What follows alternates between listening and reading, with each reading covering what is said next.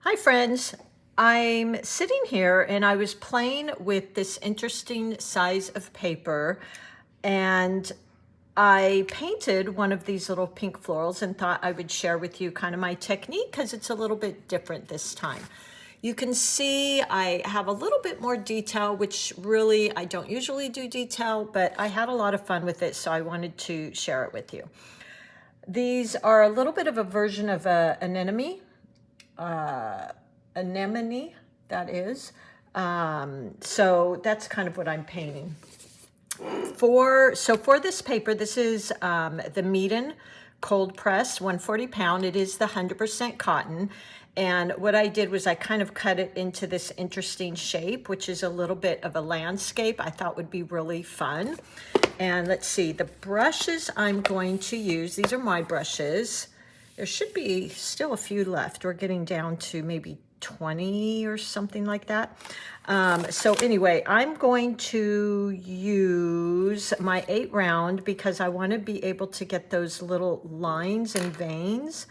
And then I'm going to take this out just because, and I think that'll be it actually. So my angle brush, because I love that sharp edge I can get with that. If you were using a lot larger size paper, you could definitely use your big old bad boy 16. All right, so that's that. And then I'm going to be using my floral palette by Paul Rubens. If you have the MeiLangs, really similar. They're both just so creamy, and I look at all these yellows and oranges. Aren't they gorgeous? Really transparent. Love them. That's what I'm going to be using. And actually, let's go ahead and get that sprayed so they soften up. There we go. And I already did do one here. I think I might do a version, maybe a little purpley one. We'll see kind of what I'm doing here. And then I've got my little MEEDEN Daisy palette. You guys asked me about that one a lot, so I'll link below. And of course, really important to have your wash and your rinse water. Make sure you wash all that paint off and then rinse it really good. And I've got my paper towel here. The other thing I think I'll do, this one I didn't because it kind of was for myself, but I will go ahead and outline this. I drew them in with my Pearl Wing pencil. As you know, I love these because of that replaceable eraser. I tend to use all the erasers on my pencils, and then I have a bunch of pencils without erasers. You can also use that Mitsubishi one, but what I wanted to show you is I'll outline this with a black micron pen. I'm also a huge fan of the, let's see, which one is this? The Hoo pens, but the micron pens just as good. So I wanted to make one of these flowers kind of pointing to the side. So what I did, I've got my stem here. I'll draw it out for you. And let's put these little sepals here.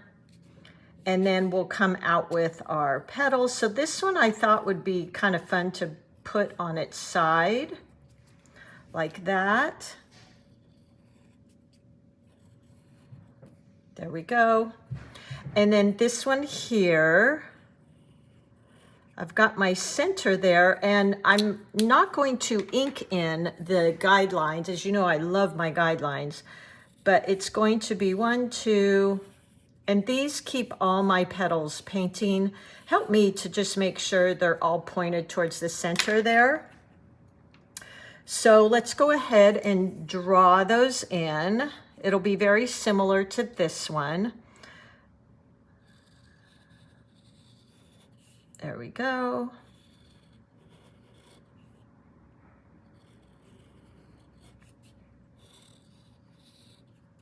I like to make my edges of my petals really, like this one is a little bit different, a little bit wonky and irregular at the ends because I just think it's so much more interesting than a exactly perfect symmetrical petal.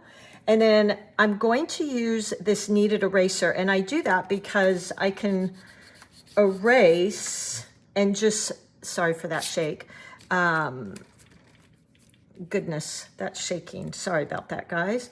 I can lighten my pencil marks. So I'm just gonna go over with that. Go over this one. Don't need those pencil lines anymore. I drew them a little bit darker than I might normally because I wanted you to be able to see them. So just get those erased. And now I've got my 2 flowers. I tried to do them different heights. Okay, let's go ahead and draw a stem on this one too. I love making my stems kind of almost like they're dancing, as long as your stems are pointing back towards the center of your flower. So I'm gonna make this one something like that. I just think it gives so much more movement. And then we'll go ahead and get started. All right, so this is, the technique I'm using here is kind of similar to that push and pull technique you see me use a lot. What I'm gonna do, and the color that I'm using is going to be, let me grab my swatch sheet. So in case you have that Paul Rubens floral, you know exactly the colors I'm using. If you have the MeiLang for this one, you can use, you know, any of those beautiful pinks they have, but let me find my floral. Here it is. Because they're gonna be really similar, seeming that they're both made by Paul Rubens. So I'm gonna use that rose red. The magenta's really pretty too. I might even sneak in a bit of one of the blues. This is sea blue, cobalt blue, but for the most part, I'll use the rose red and the magenta. And then for the center, I'm going to use maybe the sienna deep. I love the Indian yellow. And the green, I'll use mostly that olive green. The other thing I like to do that you see me do a lot is I like to mix some of my leaves, the green colors, with my flower color. It just helps kind of bring them together. So I've got my 8 round here. Move the angle brush out of the way. And I've already got some of that pink paint in here. Ah, isn't that so pretty? Oh my gosh. I have always loved this color. I don't think I'll ever get tired of it. I'm going to start just in the bottom here with a pretty dark mix. So probably I'm gonna say 80% pigment, 20% water. Rinse my brush a bit. So I just have a little bit on there. And I'll just start pulling it up, and I'm constantly tapping my brush on my paper towel. Tap it again. I've got quite a bit of white area up in the top, as you see here as well. And then I'll go into my next one right here, just using that beautiful tip on this brush. This is why I love, and the way I designed this was you could get a really wide brush stroke with the belly of the brush if I apply pressure, but I also could get this really nice fine line tip. That way I don't have to constantly be changing my brush I'm using. Rinse it off, tap it off. And now I think this is important to go from this side in, just for this technique I'm using. Wash, rinse, and just leave it at that. Let's go ahead and do this one next door. And it's okay if it blends a little bit into the petal that's next to it. I don't have a problem with that. What I will do a lot of times is wash, rinse, go down into that one, wash, rinse, constantly washing and rinsing. Is because this one's light, I will come up against that with some dark. It's just a little bit more interesting. And then just with a damp brush, if this brush, you go into that with too much water on your brush, it's just gonna create this big puddle.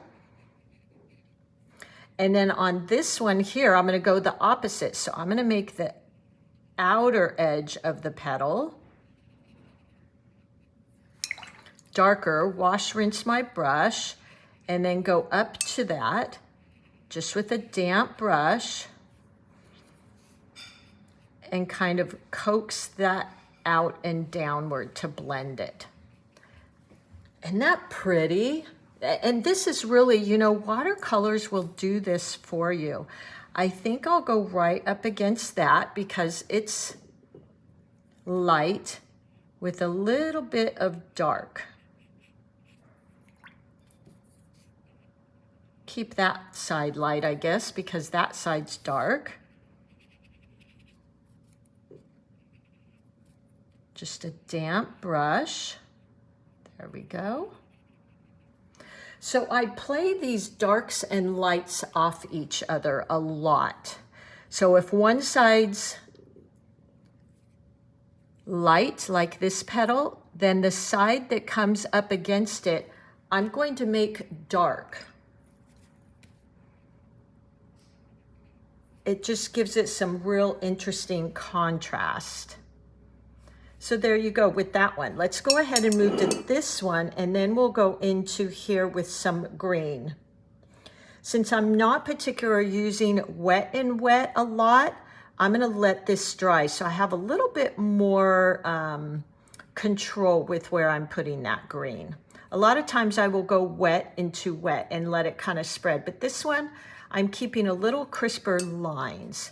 So let's start with this flower, and I'm gonna start on the edge here. Just damp, no puddles. Wash, rinse my brush. Too much water, so I get rid of some of that. Get rid of it again, rid of it again. And pull it down. Look at that beautiful blend. Wet my brush, just the very tip, and this time I'm gonna go dark from the bottom outwards. And I do have a tiny bit of white in there.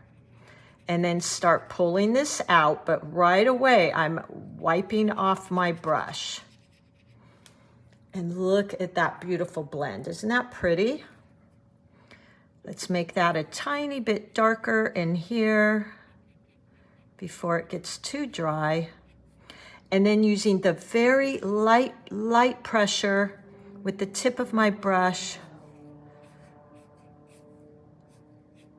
I'm just going to draw those little lines in. I could even do that here, but the difference with this one, I'll come from this way and bring them inwards. And it's just that little bit of detail that can really make a difference. And add that extra little interest. Going to just darken this up a tiny bit more. There we go. And let's go on to our other petal. So just that damp brush, but quite heavy on the pigment. So 80-20, 80 pigment, 20% water, and then keep wiping my brush off.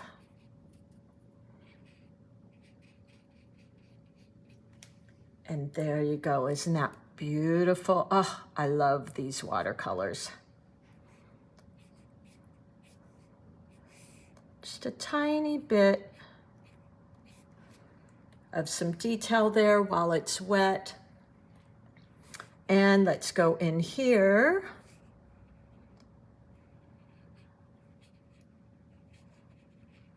And color that in.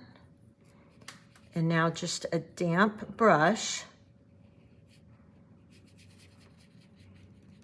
and kind of feather that out, but keep wiping your brush because your brush will keep water in it. So I'm constantly dabbing my brush off. Let's go in here. Actually, we'll start here because this is fairly light on this side.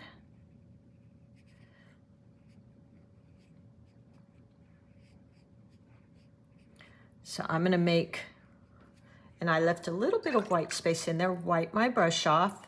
It's a thirsty, damp brush. Wipe it off again.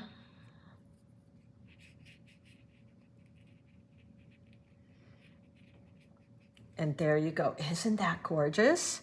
Now from the dark area, I'll just pull out some little lines just with the tip of my brush.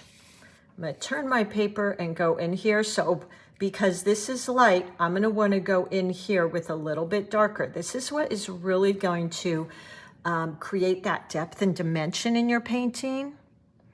So it's not quite so flat.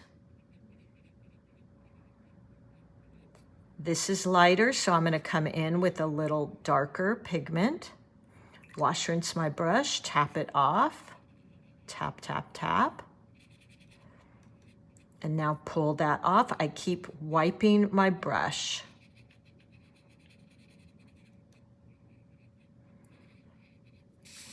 And there you go. Isn't that lovely? Now, this one, I just put a tiny bit of that pigment on my brush and the lightest touch. And just add in some details. Now, some of these I added in these little details when it was wet, which is kind of nice because some are gonna be a little washy.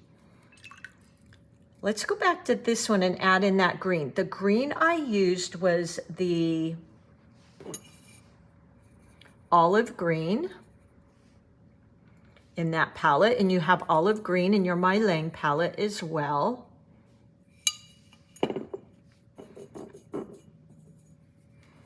And then tip of my brush, a little bit more pressure, tip, a little bit of pressure. So because this is wet and dry, it's not spreading. Point press. And we'll just go down the stem here.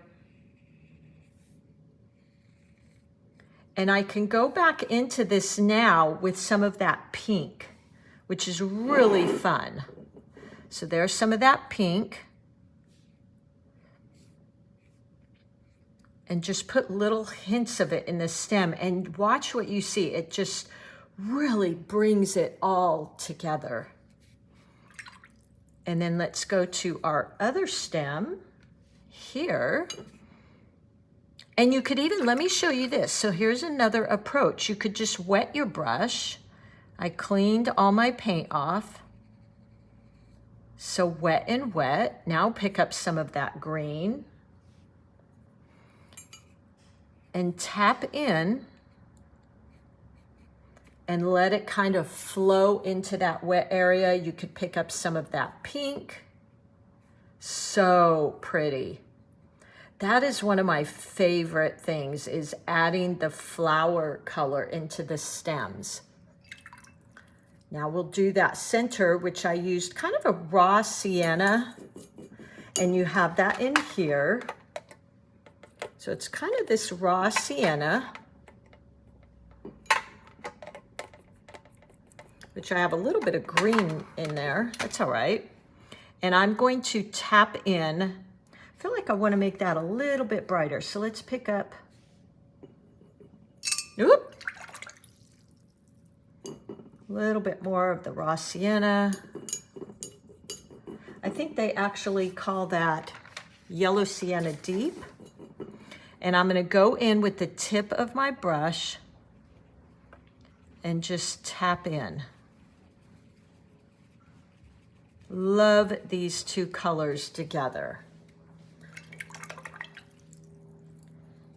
And then go into that with a Van Dyke brown, which is just a dark brown. They also, you probably have that in your MeiLang, or maybe one of the darker browns, and just leave white space in there.